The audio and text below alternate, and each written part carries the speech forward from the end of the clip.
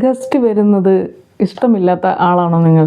വീട്ടിൽ അതിഥികൾ വരുമ്പോൾ പേടിച്ചോടുന്നവരാണോ? അതിഥികൾ വരുന്നു കേൾക്കുമ്പോഴേ നിങ്ങൾക്ക് ഉള്ളിൽ ടെൻഷൻ വരികയാണെങ്കിൽ അത് എന്തുകൊണ്ടാണ് അങ്ങനെ നമ്മൾ വിരുന്നുകാരെ പേടിക്കുന്നത് എന്നതിനെക്കുറിച്ചാണ് ഇന്ന് സംസാരിക്കാൻ പോകുന്നത്. ഒന്നാമത്തെ കാര്യം എന്ന് പറഞ്ഞു കഴിഞ്ഞാൽ, നിങ്ങൾ വീട്ടിൽ നന്നായി വസ്ത്രം ധരിക്കാത്ത ആളുകളായിരിക്കും. എന്ന് വെച്ച് കഴിഞ്ഞാൽ വീട്ടിലല്ലേ, ആരും ഇല്ലല്ലോ, പുറത്തേക്ക് പോകണമൊന്നുമില്ലല്ലോ എന്നൊക്കെ വിചാരിച്ചിട്ട് കീറിയതോ അല്ലെങ്കിൽ നമുക്ക് ഫിറ്റായതല്ലാത്ത വസ്ത്രങ്ങളൊന്നും, അല്ലെങ്കിൽ വളരെ ടൈറ്റ് ആയത്, അല്ലെങ്കിൽ വളരെ ലൂസായത്, അല്ലെങ്കിൽ കളയാനൊക്കെ പാകത്തിനായ പഴയ ഡ്രസ്സുകളാണ് നിങ്ങൾ ധരിക്കുന്നത്. അതുപോലെ തന്നെ മുടിയൊന്നും വൃത്തിയായിട്ട് ചീകി ഒതുക്കി വെച്ചിട്ടുണ്ടായിരിക്കില്ല. ആകെ ഒരു പേക്കോലത്തിലാണ് നിങ്ങൾ വീട്ടിൽ നടക്കുന്നുണ്ടായിരിക്കുമെങ്കിൽ, അപ്പോൾ നിങ്ങൾക്ക് വിരുന്നുകാരെങ്കിലും വരണമെന്ന് കേട്ട് കഴിഞ്ഞാൽ, അല്ലെങ്കിൽ അപ്രതീക്ഷിതമായിട്ട് ആരെങ്കിലും വന്നു കഴിഞ്ഞാൽ ആകെ പ്രശ്നമാവും.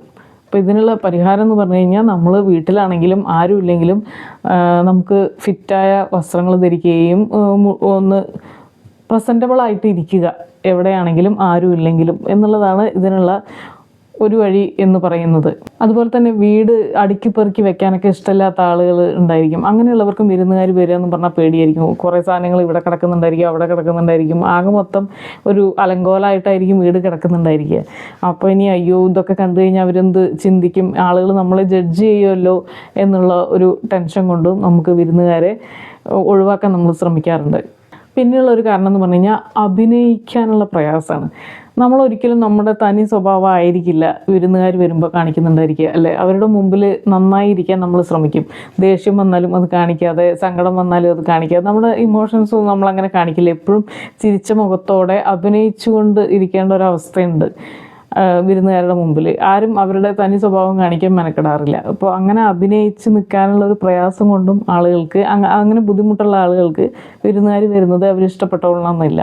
പിന്നെയുള്ള ഒരു കാരണം എന്ന് പറഞ്ഞു കഴിഞ്ഞാൽ, ഇൻട്രോവേർട്ടായ സ്വഭാവമായിരിക്കും നിങ്ങൾക്ക് ഉണ്ടായിരിക്കുക. എന്ന് വെച്ച് കഴിഞ്ഞാൽ അധികം പരിചയമില്ലാത്ത ആളുകളോട് സംസാരിക്കാനുള്ള ഒരു മടി ഉണ്ടായിരിക്കും. ആളുകളോട് ഇടപഴകാനൊക്കെ ഉള്ള ഒരു പ്രശ്നം, സോഷ്യൽ ആങ്സൈറ്റി ഒക്കെ ഉള്ള ആളുകളാണെങ്കിൽ, അങ്ങനെയുള്ളവർക്ക് എപ്പോഴും മുറി അടച്ച് ഒറ്റയ്ക്ക് ഇരിക്കാൻ ഇഷ്ടപ്പെടുന്ന ആളുകളൊക്കെ ആണെങ്കിൽ, അങ്ങനെയുള്ള ആളുകൾക്കും വിരുന്നുകാർ വരുന്നത് ഒരു ബുദ്ധിമുട്ടായി അനുഭവപ്പെടാൻ സാധ്യതയുണ്ട്. പിന്നെയുള്ള ഒരു സംഭവം എന്ന് പറഞ്ഞു കഴിഞ്ഞാൽ, നമ്മുടെ ചിട്ടകളൊക്കെ തെറ്റും വിരുന്നുകാർ വരുമ്പോൾ, അല്ലേ? നിങ്ങൾ വളരെ ഡിസിപ്ലിനോട് കൂടി പോകുന്ന ഒരാളാണെങ്കിൽ, ഇന്ന സമയത്ത് ഇന്നത് ചെയ്യും, അത് കഴിഞ്ഞ് ഇന്നത് ചെയ്യും, പിന്നെ നിങ്ങൾക്ക് ഒരു റിലാക്സേഷൻ ടൈം ഉണ്ടായിരിക്കും, നിങ്ങൾക്ക് എക്സസൈസിൻ്റെ ടൈം ഉണ്ടായിരിക്കും, നിങ്ങൾക്ക് TV കാണുന്ന സമയം ഉണ്ടായിരിക്കും. അങ്ങനെ നിങ്ങളെല്ലാം ഒരു ഓർഡറിൽ പോകുന്ന ആളാണെങ്കിൽ, കുട്ടികളെ പഠിപ്പിക്കുന്ന ഒരു സമയം ഉണ്ടായിരിക്കും, അങ്ങനെ വീട്ടിലെ പണികൾ ചെയ്യുന്നതിനൊക്കെ ഒരു സമയം ഉണ്ടായിരിക്കും. അപ്പോൾ വിരുന്നുകാർ വരിക പറഞ്ഞു കഴിഞ്ഞാൽ നമ്മുടെ ചിട്ടകളൊക്കെ തെറ്റുക എന്നുള്ളതാണ് അതിൻ്റെ അർത്ഥം. പിന്നെ അത് മാത്രമല്ല, നമുക്ക് കുറച്ച് പണി കൂടുകയും ചെയ്യും.